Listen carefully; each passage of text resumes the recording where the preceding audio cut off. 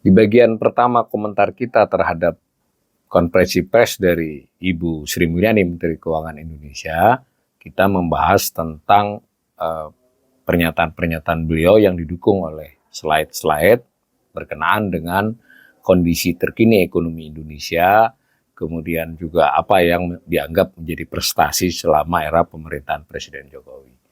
Nah, untuk bagian kedua komentar kita ini adalah terkait dengan postur RAPBN 2025. Jadi di bagian kedua ini kita akan melihat paparan Ibu Sri Mulyani kemarin pada saat konferensi pers itu apa saja. Nah, slide yang awal tentang itu adalah menunjukkan bahwa RAPBN 2025 disebut merupakan pondasi menuju Indonesia Emas 2045. Disebut tentang suatu kaedah transisi efektif, keberlanjutan, penguatan, dan akselerasi, lalu APBN tetap terjaga. Keberlanjutan, penguatan, dan akselerasi menjadi topik atau tagline dari RAPBN 2025. Nah, kemudian dipaparkan asumsi dasar ekonomi makro. Ini biasa ya dalam dokumen nota keuangan dan RAPBN, ini adalah bagian awal. Pertumbuhan ekonomi di tahun 2025 nanti diasumsikan. Bisa juga kita baca, asumsi itu artinya target, 5,2%. Nah, pada saat APBN 2024 yang sedang berjalan ditetapkan tahun lalu, itu ditargetkan 5,2. Tetapi pemerintah setelah berjalan 6 bulan, awal bulan Juli, itu mengatakan bahwa kemungkinan tercapainya 5,1. Tapi saya ingin ingatkan, konsensus para ekonom, itu di kisaran 5,0. Saya sendiri termasuk yang berpendapat ya antara 4,9 sampai dengan 5,0. Lalu ada soal inflasi yang dipatok kurang lebih 2,5 ya. Sedangkan yang tahun berjalan ini ya di kisaran 2,7. Masih cukup realistis ya. Nah, suku bunga SBN 10 tahun itu ditargetkan 7,1. Yang berjalan ini 6,9. Nah, sedangkan APBN sebetulnya menetapkan 6,7. Apa arti di sini? Artinya surat utang pemerintah, SBN, surat berharga negara itu harus memberikan bunga yang lebih besar. Itu bacanya ya. Maka dengan demikian beban pembayaran bunga itu memang diproyeksikan meningkat pada tahun 2025 mendatang. Ya, sebetulnya secara implisit artinya pemerintah ini mulai sudah mengalami kesulitan menarik utang ya, kecuali dengan memberikan insentif bayaran yang lebih tinggi. Itu bacanya ini. Nah, nilai tukar ini menarik. Nilai tukar ketika APBN tahun lalu ditetapkan, itu nilai tukar diasumsikan 15.000 per $1 Amerika. Setelah berjalan sampai bulan Juli sudah diprediksi pemerintah 16.000. Terlepas dalam beberapa hari ini ada 15.670, 15.700. Ini kan bicara rata-ratanya. Pemerintah sudah mengira sampai akhir tahun nanti 16.000. Nah, tahun depan diasumsikan 16.100. Jadi ada asumsi rupiah bisa stabil, tapi stabil dengan patokan sekarang, bukan patokan tahun lalu ya. Nah, harga minyak mentah kelihatannya masih diduga akan stabil di kisaran 82. Minyak mentah Indonesia ya. Lifting minyak. Nah, ini yang menarik. Lifting minyak itu kemampuan Indonesia memproduksi minyak per harinya. Jadi 1.000 barel itu ditargetkan 635. Sepanjang berjalan ini 596. Nah, tahun depan dianggap 600. Begitu juga dengan lifting migas. Jadi kisaran yang masih serupa ya, bahkan sedikit menurun. Nah, saya ingin mengomentari slide-nya Ibu Menteri Keuangan itu pada tahun lalu, saya ulangi sekali lagi, tahun lalu ditetapkan di bulan Oktober, diundangkan November, berlaku mulai 1 Januari tadi, itu ada nota keuangan. Jadi APBN itu selalu ada dokumennya. Makanya pidatonya Presiden adalah pengantar nota keuangan dan RAPBN. Nanti ada APBN setelah R-nya dibahas. Nah, konferensi persnya pun konferensi pers betul RAPBN, tapi ada nota keuangannya. Sayangnya nih publik belum memperoleh lah, kemungkinan besok Senin atau Selasa diunggah oleh Kementerian Keuangan. Tapi anggota DPR sudah dapat. Nah, itu di tahun lalu itu APBN misalnya menaruh pertumbuhan ekonomi 5,2. Nah, sementara di dalam dokumennya itu ada proyeksi 2025, 2026, 2027. Mari kita lihat ini.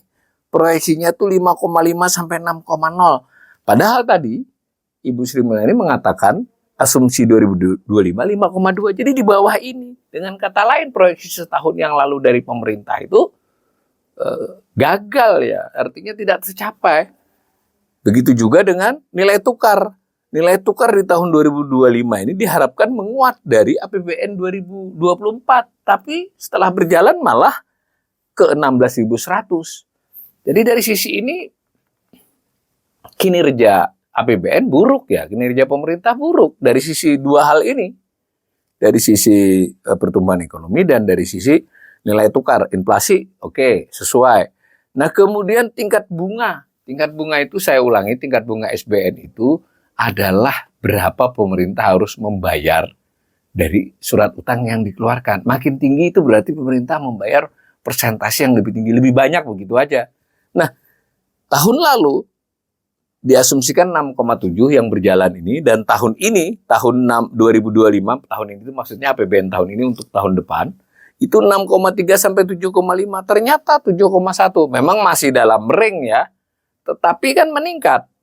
Nah, begitu juga dengan lifting minyak tidak berhasil ditingkatkan, lifting gas tidak berhasil ditingkatkan. Thus, dengan demikian dari asumsi makroekonomi tahun 2025 RAPBN yang masih akan dibahas oleh DPR 2 bulan mendatang untuk ditetapkan menjadi undang-undang APBN, itu asumsi makroekonominya lebih buruk dibandingkan asumsi makroekonomi tahun lalu akibat kondisi 2024 yang sebagiannya tidak berjalan sesuai rencana. Jadi saya sedikit heran juga ya bagaimana tun gagah, tun klaim berhasil oleh Ibu Menteri Keuangan masih bangga dengan data-data ini. Padahal datanya bersuara beda kalau menurut saya. Kemudian dipaparkan juga nanti pendapatan kurang lebih 2.996,9, berarti 2.997 triliun. Lalu belanja 3.613, akibatnya defisit 616. Nah, untuk menutupi defisit ini diperlukan pembiayaan 616. Di sini belum terlihat berapa utang dari ini. Nah, lalu dari pendapatan dibagi dua, perpajakan dengan pendapatan bukan pajak, dari belanja pemerintah pusat dengan pemerintah daerah. Mari kita lihat dalam jangka yang lebih panjang. Ini angka yang tadi saya taruh di sini. 3.613 belanja, pendapatan 2.996,9, sehingga defisit 616. Nah, kalau kita lihat, nampak bahwa laju yang biru selama era pemerintahan Jokowi 2014, mulai 2015 ya, ini yang biru naik, cukup stabil naiknya. Naik stabil di tahun-tahun tertentu agak melompat. Artinya belanja itu naik. Sementara pendapatan dari 2000 fluktuatif ya, meskipun trennya naik tapi fluktuatif. Kadang sempat turun. Ya pada saat Covid itu pendapatan turun, belanja naik tetap kan.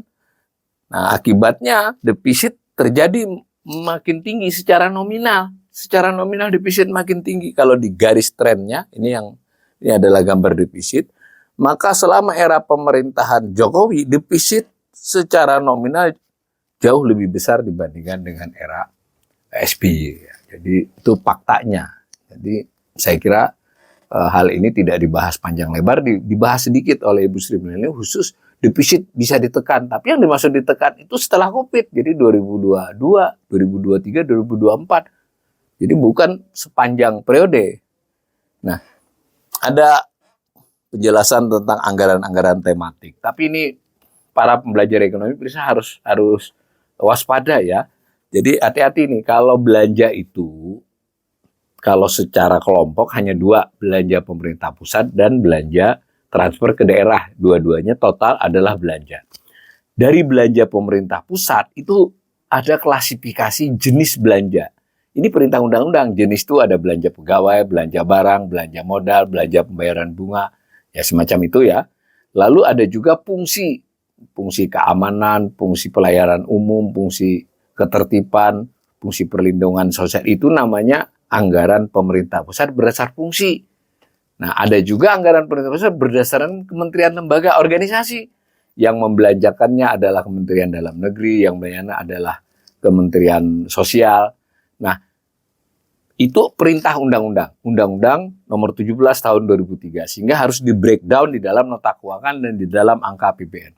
Tapi ada jenis klasifikasi lain yang tidak di undang-undang, tetapi di peraturan Menteri Keuangan. Ada rujukannya melalui peraturan pemerintah dulu. Tetapi pada umumnya melewati peraturan Menteri Keuangan. Apa yang dimaksud dengan anggaran pendidikan?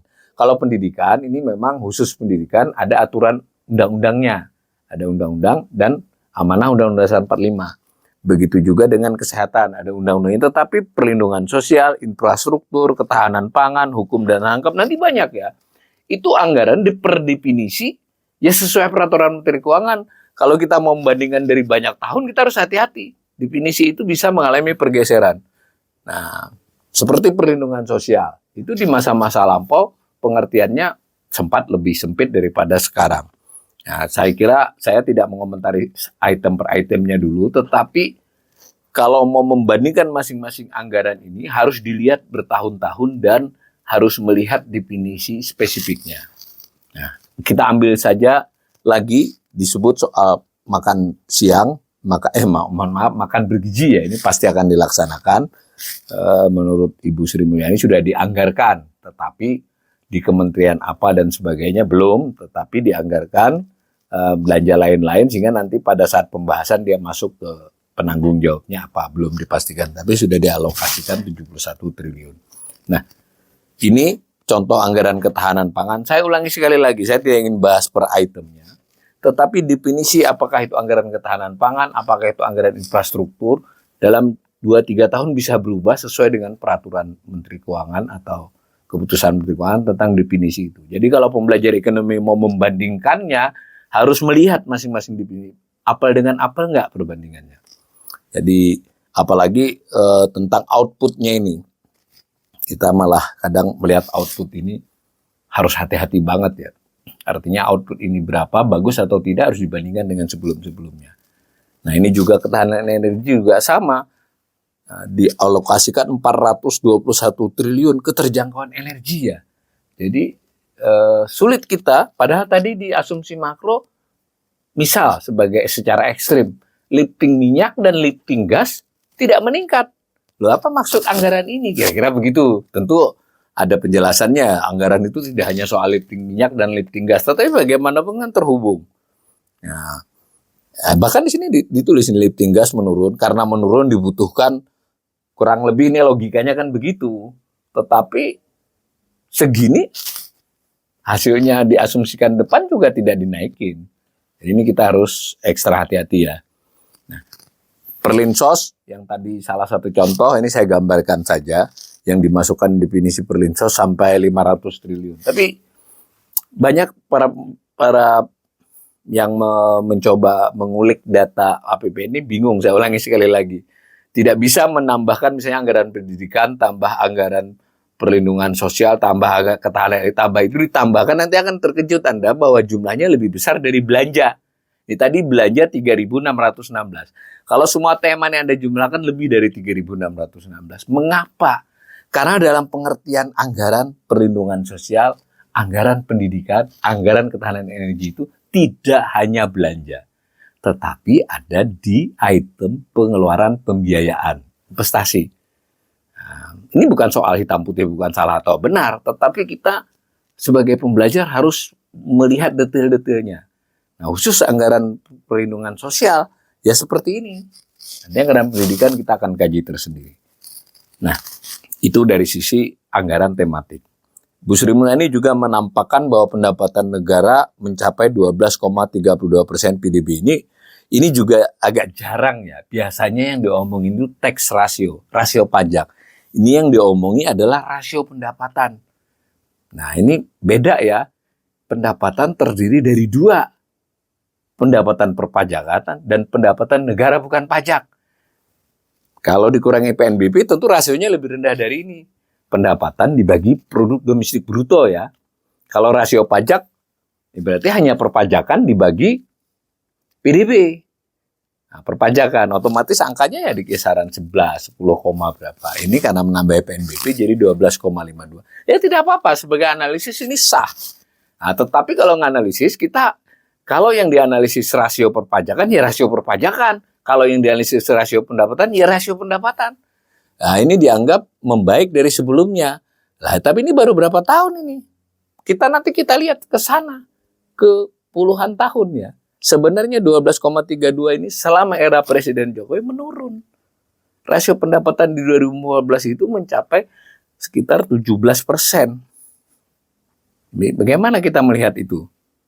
Nah, begitu juga ketika ini dibagi dua nih. Mana yang ini pajak, yang ini PNBP ya, bukan pajak.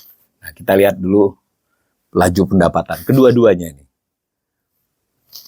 Nah, selama era Presiden Jokowi, tidak termasuk yang 2025 ya, 2024 saja, itu ya dari berapa ini? 1.550 menjadi 2.966. Kita bisa melihat begini. Tapi kan lihat tahunannya, ini prosentasinya. Kalau kita ini 10 tahun ini kita rata-rata naiknya 6,85%. Di era SBY naiknya 15,34. Tanpa tahu angka pun lihat grafiknya kan kelihatan. Di sana naik per tahunnya lebih. Kalau dengan demikian pasti rasionya turun ya. Nggak mungkin meningkat kan, lajunya beda. Bagaimana hanya pajak?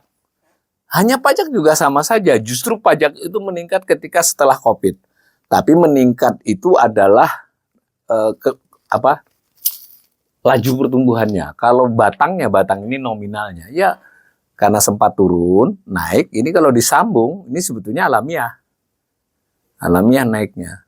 Nah, kalau dilihat dari 2014 seperti ini, perhatikan dengan tahun sana. Sebelum pada zaman era SBY, tingkat laju pertumbuhan pendapatan itu melandai di era Jokowi. Naik masih tiap tahun, kecuali pada tahun 2020. Ya, tetapi naiknya melandai. Di tahun 2024 ini diperkirakan sangat landai. 2,98. Perakiraan pemerintah loh, bukan perakiraan saya. Namanya Outlook. Ini dicoba dinaikin nih 2025. Perpajakan. Kalau berdasarkan ini naik seperti ini ya, dengan kondisi perekonomian seperti sekarang, memberi isyarat akan dinaikin tarifnya. Misal begitu. Satu, bisa dinaikin tarifnya. Kedua, apa yang dijelaskan oleh Ibu Sri Mulyani di bagian pertama, itu bahwa beberapa pajak yang dibebaskan itu mungkin tidak dibebaskan lagi, sebagian ya tentu. Jadi ini ada janji pemerintah untuk menaikin pajak ya, dan ini bukan hal yang mudah ini ya.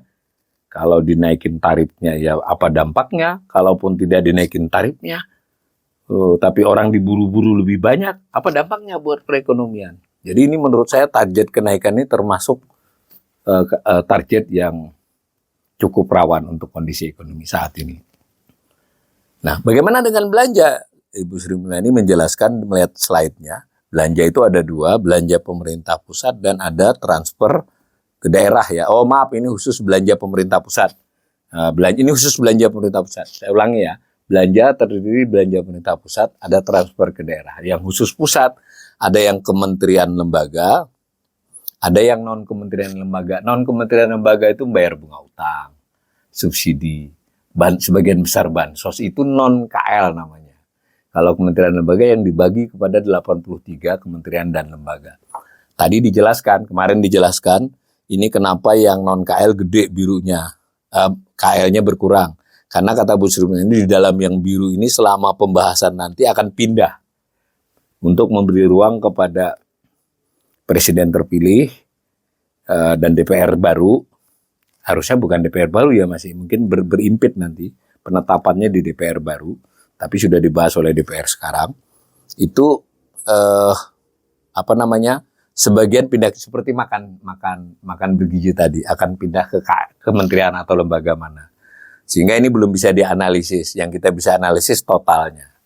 Nah, tapi belanja pemerintah pusat berkualitas, saya kira judul itu berlebihan. Kita pernah membuat kajian bahwa apakah belanja pemerintah berkualitas? Ya saya menjawabnya tidak. Kalau dia berkualitas, pertumbuhan ekonomi lebih tinggi dari 5. Kalau dia berkualitas, belanja yang berkualitas, satu bisa meningkatkan ekonomi, dua bisa meningkatkan pendapatan karena mendorong kan. Pendapatan naiknya landai. Yang ketiga, kalau dia berkualitas, aset pemerintah meningkat dan berkualitas. Maksudnya berkualitas itu beneran ada barang yang bertambah. kalau aset yang bertambah itu karena revaluasi, itu bukan karena belanja berkualitas. Jadi nanti dalam sesi khusus saya ingin mengatakan bahwa ini berlebihan judul ini. Kalaupun saya lebih netral sedikit, belanja pemerintah biasa saja, tapi saya cenderung mengatakan tidak berkualitas. Kemudian ini contoh belanja negara, bagaimana belanja negara terus naik dengan laju yang cukup tinggi, meskipun kalau dari sisi laju sebetulnya era SBY juga cukup laju kenaikannya. Tapi ingat, di era SBY pendapatannya lajunya lebih cepat. Nah, sementara kalau di era Jokowi ini lajunya cukup tinggi, tetapi laju pendapatannya lebih landai, sehingga defisitnya membesar. Nah, ini soal nilai, bukan soal kualitas. Kualitas sebetulnya harus kita kaji sendiri. Nah, kalau kita bagi dua, ada belanja pemerintah pusat, ada transfer ke daerah, ditambahkan dapat belanja negara. Kalau dilihat begini, belanja ke daerah landai, yang ke belanja pusat tinggi. Maka ada topik lain, nanti kita akan sampai sana, tapi sebelum sampai ke penjelasan ini lagi di slide lain, kita lihat yang KL tadi. Sekali lagi ini belum bisa dianalisis karena rencananya yang biru ini akan bertukar, sehingga kemungkinan seperti itu. Karena ada beberapa item yang diserahkan pembahasan bersama-sama pemerintah yang baru nanti, sehingga mungkin akan pindah menjadi belanja KL. Tetapi tetap saja menarik bahwa selama era Jokowi ini justru yang lebih kecepatan dari belanja non KL ini lebih tinggi. Jadi ini meninggi. Kenapa? Salah satu unsurnya adalah bunga utang. Jadi bunga utang yang meningkat. Jadi ini diturunin pun tetap akan tinggi daripada belanja KL. Jadi ini ditukar ke sini tetap akan lebih tinggi. Nah, transfer ke daerah, slide-nya seperti ini untuk pemerataan dan perbaikan layanan publik. Jadi dan ada lagi penjelasan. Tetapi tadi gambarnya tadi menunjukkan transfer ke daerah itu berkurang nilainya. Tetap bertambah, tapi laju pertambahannya jauh lebih landai dibandingkan pemerintah pusat. Bahkan cenderung stagnan. Saya ambil lagi gambar versi saya yang lebih panjang. Ini. Sementara laju belanjanya tadi kan kenceng, maka porsi bagian atau porsi dari transfer ke daerah itu makin mengecil ketika pemerintahan Jokowi memulai 32,28%. Jadi hampir sepertiga dari belanja itu transfer ke daerah. Sekarang hanya 25%, seperempat. Jadi bagaimana judul tadi bahwa ada pemerataan, berarti kan judulnya doang dong. Angkanya tidak mendukung. Angkanya menunjukkan terjadinya sentralisasi kembali. Sudah begitu yang 25% dibandingkan masa lalu. Pesanannya lebih banyak. Mesti dipakai ini, dipakai itu. Ada syarat-syaratnya. Jadi kebebasan pemerintah daerah untuk menggunakannya makin lama makin kecil. Ya ini plus minus. Kalau plusnya ya ada supaya daerah jangan ngawur. Ada raja-raja daerah, it's okay. Tetapi kalau bicaranya soal desentralisasi, mestinya diakui memang sekarang anggaran makin tersentralisasi. Selama era Presiden Jokowi di bawah Menteri Sri Mulyani, itu era keuangan daerah makin tersentralisasi, makin dikendalikan oleh pusat. Nah, di slide lain, Bu Sri Mulyani memperlihatkan defisit dan keseimbangan primer. Jadi pernyataannya defisit itu kredibel dan sustainable. Jadi ya defisit, tapi defisitnya terjaga dan berkesinambungan. Kalau bahasa positifnya ini defisit bisa terjaga. Tapi kalau saya mau kritik mudah saja. Berarti defisit yang berkesinambungan dong. Terus-menerus defisit artinya. Dan secara nominal besar. Secara persentasi memang terkendali. Karena PDB-nya naik. Nah ini nampaknya waktu presentasi Bu Sri Mulyani juga sadar kalau ini ada kesalahan angka ya. Saya sudah cek tadi memang ada salah tapi itu keteledoran biasa lah. Yang penting defisit ini defisit presentasi defisit atas apa? Atas PDB, yang hijau itu keseimbangan primer. Apa itu keseimbangan primer? Keseimbangan primer itu adalah defisit tetapi belanjanya tidak memasukkan membayar bunga. Kalau yang defisit ini bunga termasuk.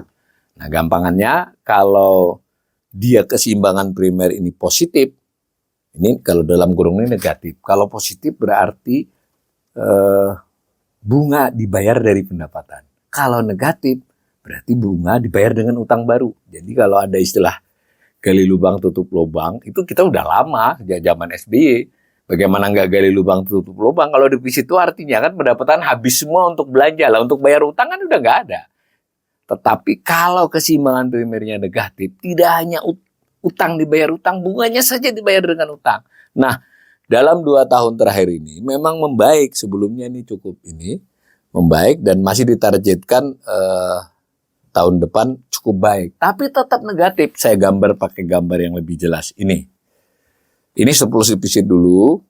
Ya, bagaimana secara nominal di luar soal COVID kan jauh lebih besar. Lalu ini secara persentasi, rasionya juga ada, rata-ratanya. Rata-rata 2,32. Ini kemudian rata-rata min 3,47 karena ada COVID. Maka sulit untuk level kurang dari 2%. Dan benar, target di tahun 2025 saja min 2,53%. Batas memang 3%. Tetapi itu artinya defisitnya akan dibandingkan di masa lalu jauh ya. Bahwa persentase defisitnya besar. Nah ini keseimbangan primer. Jadi benar-benar kita selama ini adalah negatif. Mulai 2012. Jadi sebenarnya era terakhir SBY pun sudah negatif ya. Minus keseimbangan primer itu. Ini makin gede. Blessing di tahun 2023 kita positif. Lalu kembali minus 2024. Nah, yang sedang berjalan ini perakiraan pemerintah 110, tahun depan minusnya mau ditekan. Boleh saja dibanggakan, tetapi saya ingin ingatkan sekali lagi bahwa yang benar itu keseimbangan primer itu positif. Itu yang namanya sustain, berkelanjutan. Bagaimana kalau bunga saja bayar pakai utang itu berarti fiskal terancam tidak berkelanjutan. Textbook pasti ngomong begitu. Saya tidak tahu bagaimana merah ini masih dianggap positif. Dan selama era Pak Jokowi hanya sekali. Tahun 2023 doang yang biru tuh, yang positif. Macam itu ya. Maka izinkan saya menilai secara keseluruhan postur RAPBN 2025 itu postur yang sebenarnya secara teknis lebih buruk dibandingkan 2024. 2024 posturnya sudah lumayan ketika disusun, ketika direalisasikan banyak yang tidak tercapai. Jadi ini dalam rancangannya saja menurut saya sudah terlalu maksa ya, maksa target perpajakan, maksa asumsi pertumbuhan ekonomi, semacam itu. Kemudian memaksa beberapa program yang akan diberi ruang lebih besar. Dan sekalipun tidak diberi informasi lugas di dalam pernyataan, tapi kan kalau dilihat defisit segitu, rencana segitu, maka tambahan utang di tahun 2025 menurut R ini rancangan masih, itu kurang lebih di kisaran 775 triliun nambah utangnya. Jadi nambahnya loh ya. Maka ini era permulaan pemerintahan jika itu dijadikan APBN nanti. Ini era pertama di mana sejak awal utangnya tambahan utang ya. Kalau utang kan warisan yang lebih besar dari yang sudah-sudah. Bukannya mengurangi tambahan tetapi menambahi. Usulan dari pemerintah sekarang kepada pemerintah berikutnya. Izinkan saya, menurut saya kalau pemerintahan Prabowo serius ini dilihat ulang saja ini. Ini diperbaiki postur yang lebih realistis, postur yang lebih masuk akal, dan postur yang tidak menambah beban lebih besar lagi di tahun-tahun mendatang.